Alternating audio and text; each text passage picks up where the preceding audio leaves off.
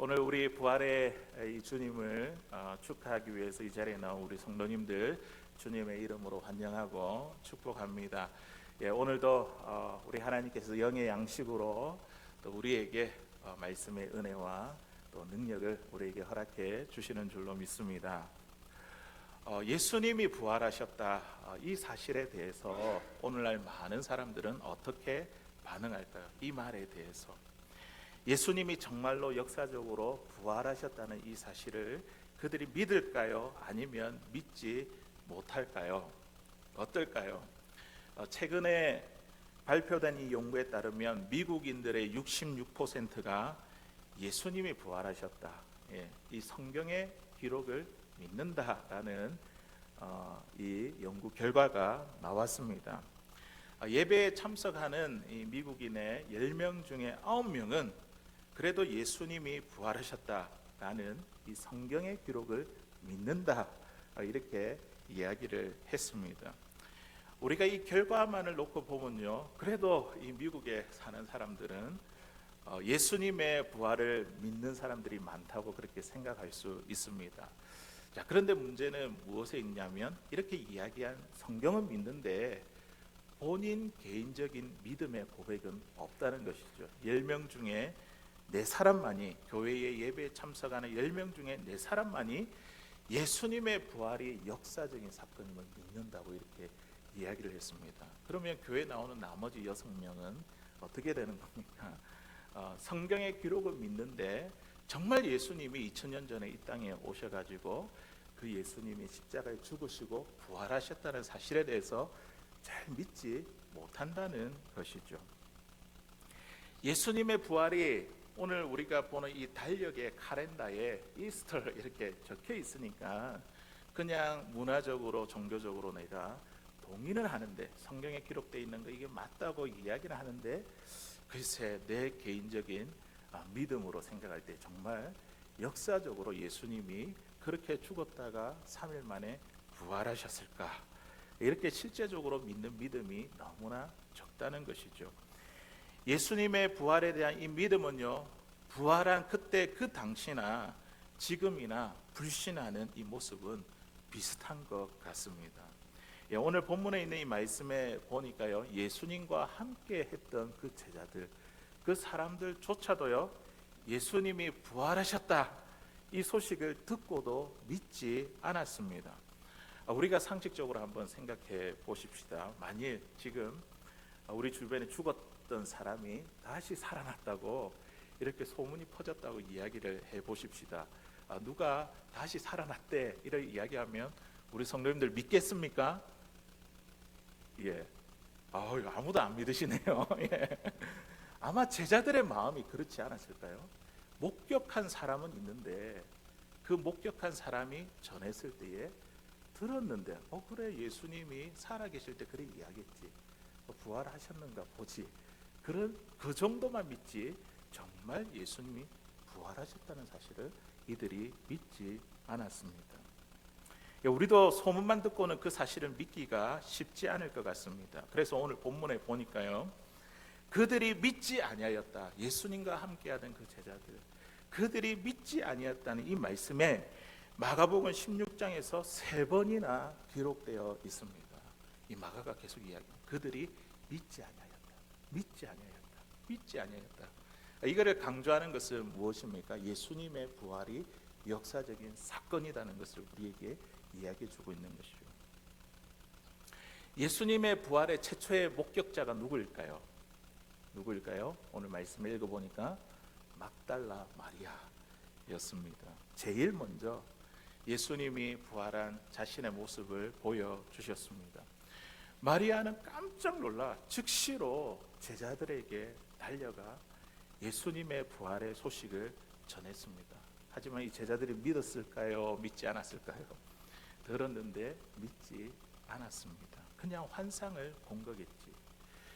그리고 나서 그들 가운데 있던 2 제자가 예수님의 부활을 목격하고 예루살렘에 돌아와 남은 제자들에게 예수님 부활한 것을 우리가 봤다고 이야기했지만 그 남은 제자 역시 2번이나 들었는데도 어떻게 해요? 여전히 믿지 않았습니다. 그 후에 오늘 읽진 않았는데 14절에 보니까 예수님 답답해가지고 그들에게 음식 먹는 가운데 직접 나타나셨습니다. 그런데도 그들은 예수님의 부활을 온전히 믿지 못했습니다. 그래서 예수님은 도무지 믿으려 하지 않는 이 제자를 꾸짖으셨습니다. 우리 14절 마가복음 16장 14절 우리 같이 한번 읽어보도록 하겠습니다. 시작. 그 후에 11 제자가 그들의 믿음 없는 것과 마음이 완악한 것을 꾸짖으시니 이는 자기가 살아난 것을 본 자들의 말을 믿지 아니함이라. 아멘. 예수님이 오죽 답답했으면 그들이 음식 먹는 가운데 나타났겠습니까? 그러면서 그들을 꾸짖습니다. 믿음이 없는 것과 마음이 완악한 것. 완악하다는 것은 마음이 굳었다는 거예요. 부활했다는 그 말씀이 진리가 그들 마음 가운데 들어갈 틈이 없다는 거예요. 닫힌 마음. 그런데 예수님은 이렇게 믿음이 없고 불신이 가득한 제자들을 향해서 또 이렇게 말씀하셨습니다. 15절에 있는 말씀 보니까 또 이르시되 너희는 온 천하에 다니며 만민에게 복음을 전파하라. 참 이상하지 않습니까? 예수님의 부활의 소식을 듣고도 믿지 못하는 그들, 부활하신 예수님을 직접 보고도 믿지 못하는 그들 제자들에게 지금 온 천하에 다니며 무엇을 해라고요? 복음을 전파하라는 사명을 주셨습니다. 제자들의 불신과 예수님이 그들에게 사명을 맡기시는 이 이야기가 뭔가 앞뒤가 맞지 않는 것 같습니다. 그들이 예수님 부활을 잘 믿고 그래야지 부활의 증인이 되고 증거할 수 있지 않습니까? 자, 그런데 오늘 가만히 이 말씀을 살펴보니까요, 불신과 사명 사이에서 다른 이야기가 하나가 슬쩍 끼어 있습니다. 그것은 바로 우리가 잘 알고 있는 엠마오로 가던 두 제자들의 이야기입니다. 이 두 사람은요, 예수님 부활하신 그 모습을 보고도 그들은 알지 못했지만 예수님께서 풀어주시는 말씀을 통해 예수님을 부활을 보게 되는 영안이 활짝 열리게 되었습니다. 오늘 이 예배 자리에 앉아 있는 저와 여러분들 예수님의 부활을 목격한 사람이 있습니까? 아무도 없죠.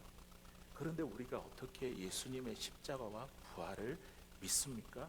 그 이유는 성령께서 풀어주시는 하나님의 말씀을 통해서 우리가 예수님의 죽음과 부활을 구원의 복음으로 믿게 되는 영안이 우리의 눈이 열리게 되었다는 것이죠.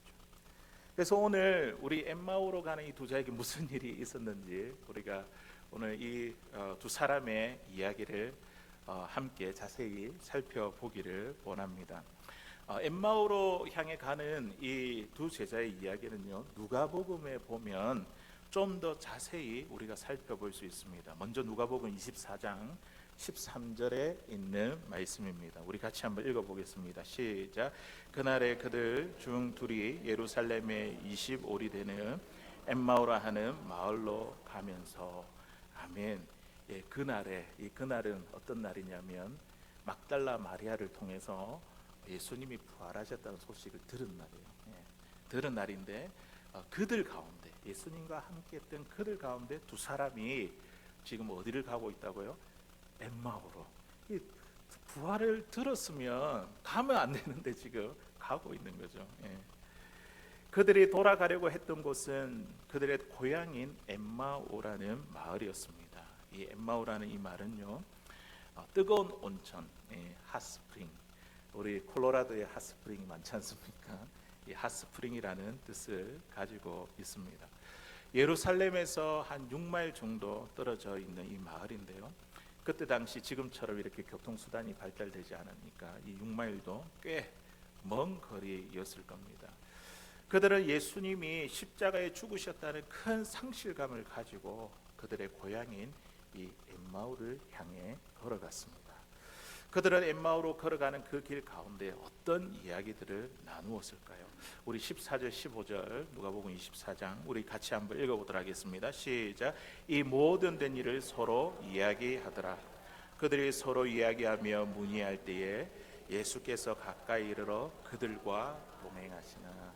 아멘. 그들이 엠마오로 걸어가는 그 길 가운데에 서로 이야기를 나누는데 어떤 이야기를 나누냐면 이 모든 된 일을 서로 이야기를 했습니다. 이 모든 된 일이 뭘까요? 뭡니까? 예수님이 십자가에 죽으신 일과 부활하신 그 소문, 그거를 듣고 지금 서로 이야기를 하고 있습니다. 그런데 이 이야기를 하면서 뭐라고 하냐면 문의했다는 거예요. 서로 질문을 던졌다는 거예요. 질문을 던졌다. 이 이야기를 나누다 보니 많은 질문이 생겼습니다. 이 두 제자는요 아주 혼란스러운 상황 가운데 놓여 있었습니다. 갑작스러운 예수님의 죽음으로만으로도 너무나 당황스러운데 지금 부활하셨다고 이렇게 이야기를 소식이 들려오니 마치 그들이 꿈을 꾸는 그런 기분이 들었을 것입니다. 그래서 서로에게 이렇게 질문을 하는 것이죠. 예수님이 부활하셨다니 어떻게 된 일일까? 예수님이 정말로 살아나셨을까? 그렇다면 이제는 우리가 어떻게 해야 되는 걸까?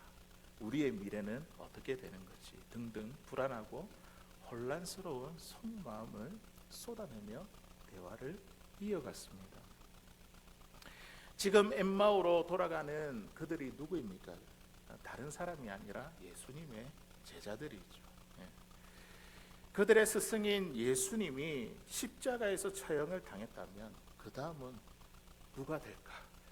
예수님을 따른 제자들이 아닐까? 그래서 이 제자들이 어떻게 해요? 꽁꽁 숨었잖아요. 문을 닫고 창문을 닫고 꽁꽁 숨었습니다. 아니면 서둘러서 고향으로 돌아갔습니다.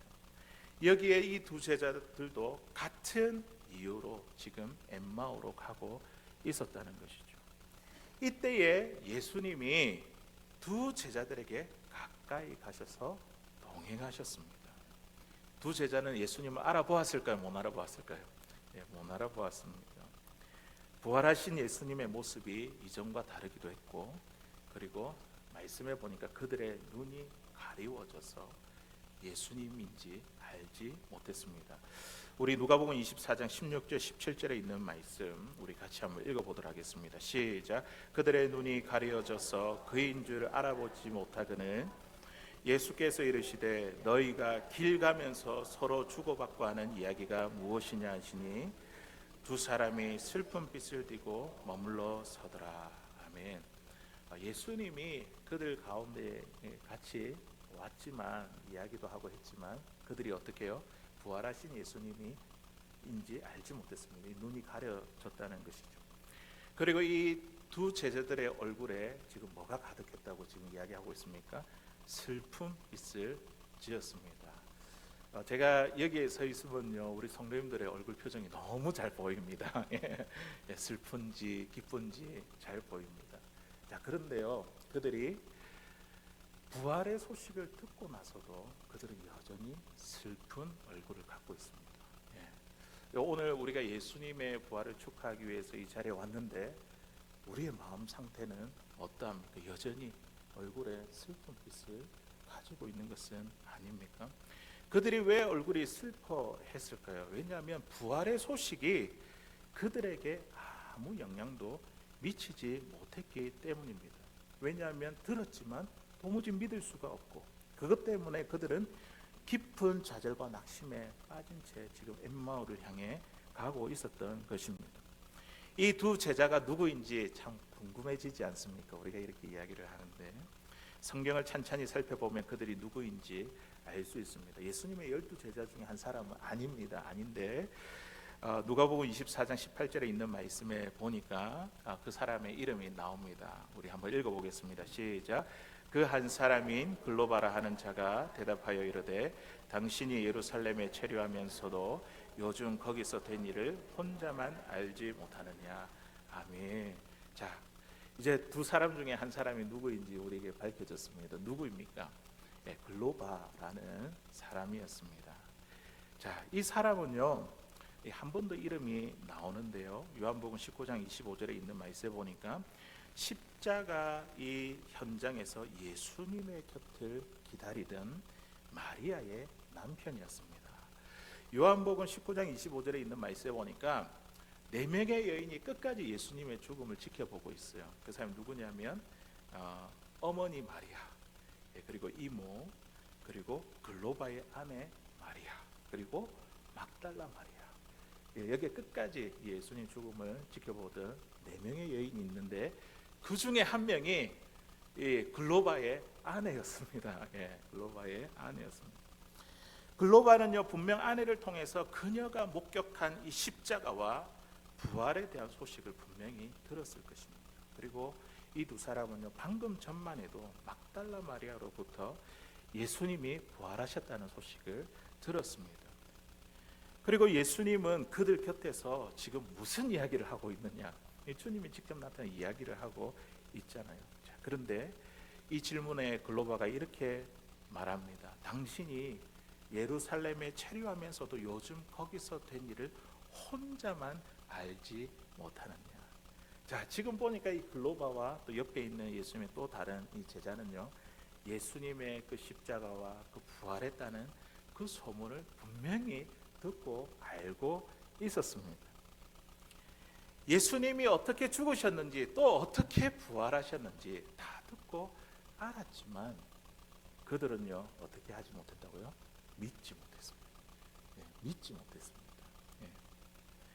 글로바 옆에 있는 사람이 누구인지 성경에서는 또 누가가 밝히고 있지는 않지만 많은 신학자들이 그 한 사람은 바로 이 누가복음의 저자인 누가라고 이렇게 이야기를 합니다. 그 이유는 말씀을 기록하면서도 예수님이 부활하셨다는 이 소식을 듣고도 믿지 못하고 고향으로 돌아가고 있는 자신의 모습이 너무나 부끄러워서 차마 실명을 기록하지 못했을 것이다, 이렇게 추측하고 있습니다. 자, 그런데 갑자기 이 두 제자가요, 엠마오로 향하던 걸음을 멈추게 되었습니다. 그리고 나서 예루살렘으로 급히 발걸음을 돌렸습니다. 무엇이 그들로 하여금 발걸음을 돌이키게 했을까요? 오늘 이제 이거를 이야기하려고 지금 앞에 장황하게 함께 여기까지 이제 왔습니다. 자, 우리 누가복음 24장 25절에서 27절까지 무엇이 그들을 발걸음으로 돌이키게 만들었는지 한번 보겠습니다. 시작. 이르시되 미련하고 선지자들이 말한 모든 것을 마음에 더디 믿는 자들이요, 그리스도가 이런 고난을 받고 이에 모세와 모든 선지자의 글로 시작하여 모든 성경에 쓴 바 자기에 관한 것을 자세히 설명하니라. 아멘. 지금 예수님이요, 말씀을 가지고 이 제자들에게 지금 자세하게 설명을 하고 있습니다. 예수님이 이 두 제자들에게 자신의 부활을 증명하기 위해 지금 손에 못자국 난 거, 발에 목자국 난 거, 그거 보여주시면서 이야기하고 있습니까? 허리에 창자국을 보여주시면서 내가 부활했다고 이야기해주고 있습니까? 아니죠.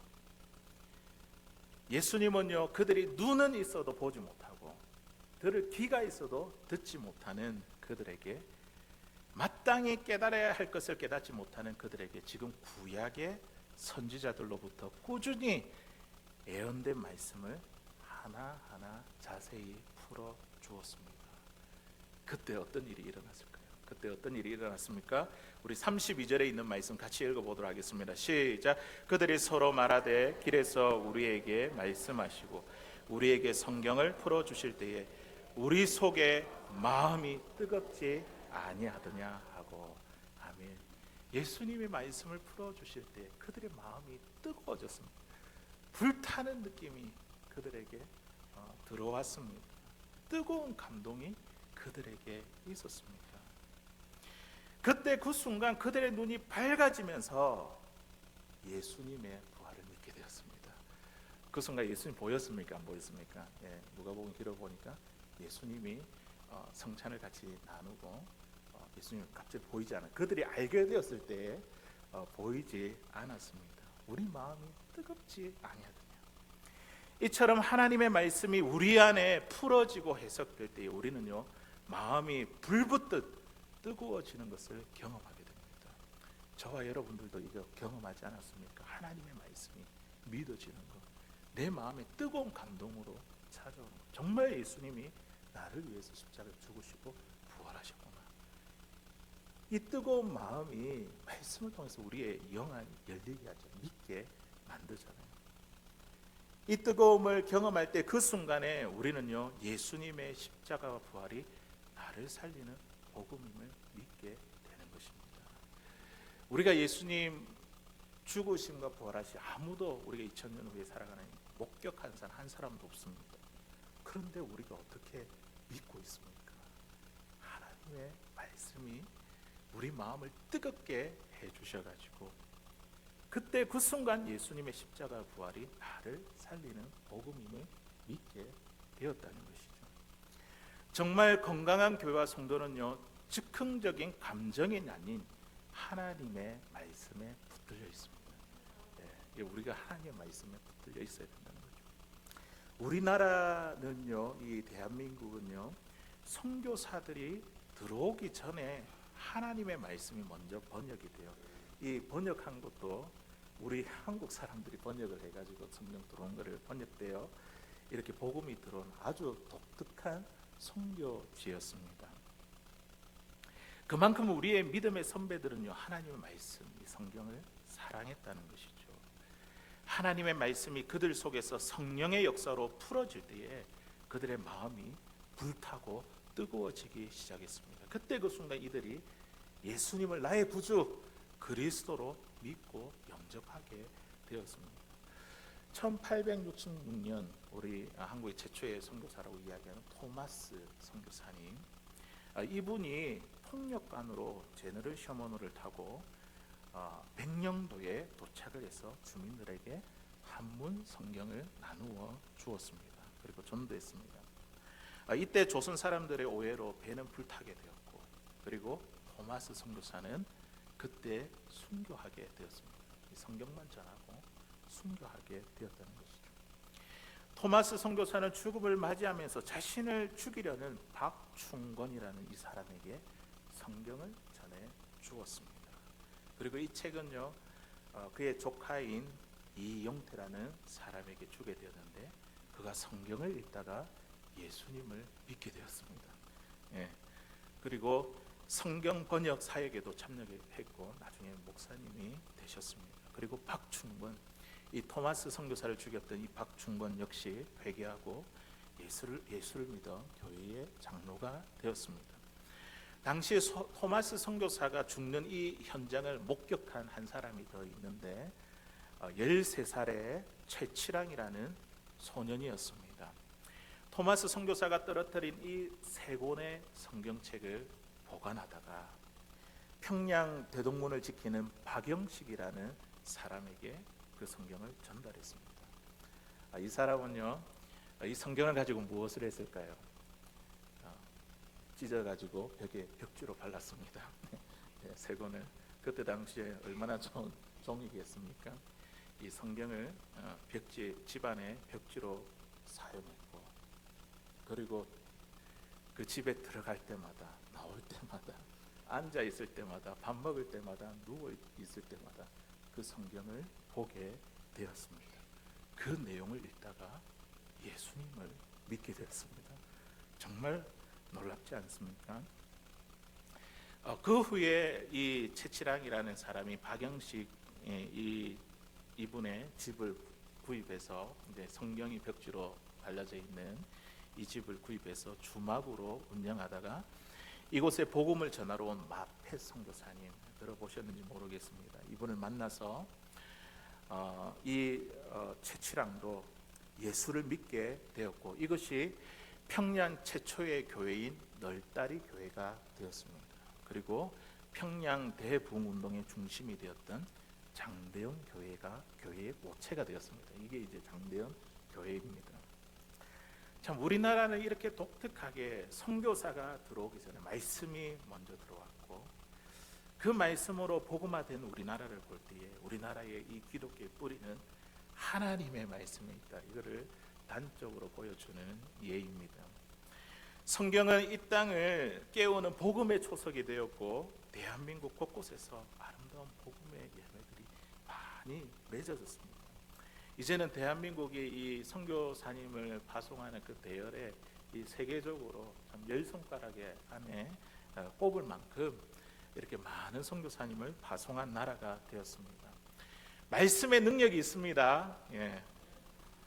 하나님의 말씀이 우리 가운데 풀어질 때 그 말씀이 우리 마음을 뜨겁게 합니다. 예. 그리고 그 뜨겁게 감동된 우리 마음 가운데 예수님이 그리스도가 되심을 믿게 되는 이 진리, 이 진리를 보게 되는 이 진리의 세계에 대한 눈을 뜨게 된다는 것이죠. 내 삶이 하나님의 말씀으로 예수님의 통치와 다스림을 받게 됩니다. 사랑하는 성도 여러분, 제 마음에 한 가지 소원이 있습니다. 우리 성도님들 소원 들어주시겠습니까? 예, 예, 그것은 바로 우리 성도님들이 말씀에 목마른 사람이 되는 것입니다. 예, 우리가 교회의 많은 일들도 감당하는 것도 중요하지만 우리 성도님들이 말씀에 목말라 하는 우리 한 분 한 분이 다 되었으면 좋겠습니다. 보약을 먹는 사람이 건강할까요? 아니면 그냥 밥만 먹어도 되는 사람이 건강할까요? 후자죠, 맞죠? 밥만 먹어도 건강한 사람. 이 밥만 먹어도 건강 안 하니까 어떻게 해요? 보약을 먹잖아요, 자꾸만.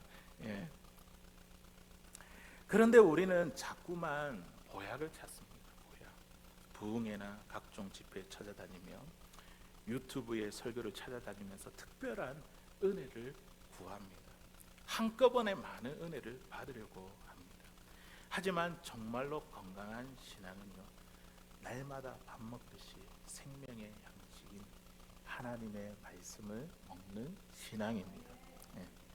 하나님의 말씀이 우리의 양식이 되는 것입니다. 네, 그러므로 우리 성도는 요즘 매일 2장씩 하나님 말씀을 낭독하면서 우리 읽고 있는데 그 말씀을 우리가 읽을 뿐만 아니라 우리가 한 절 한 절이라도 그 하나님의 말씀을 묵상하고 내 마음에 생명의 양식으로 채울 수 있기를 바랍니다. 하나님의 말씀으로 내 영혼을 살찌우십시오. 그러면 그 말씀이 오늘 이 제자들 예수님께서 풀어주실 때에 그 마음이 뜨겁지 아니하더냐, 그 감격과 기쁨을 우리 성도님들이 느끼게 될 것입니다. 하나님의 말씀으로 우리의 마음이 뜨겁게 불태워져 예수님의 십자가 죽음과 부활이 우리 안에 살아 움직이는 진리가 되기를 주님의 이름으로 간절히 소원합니다.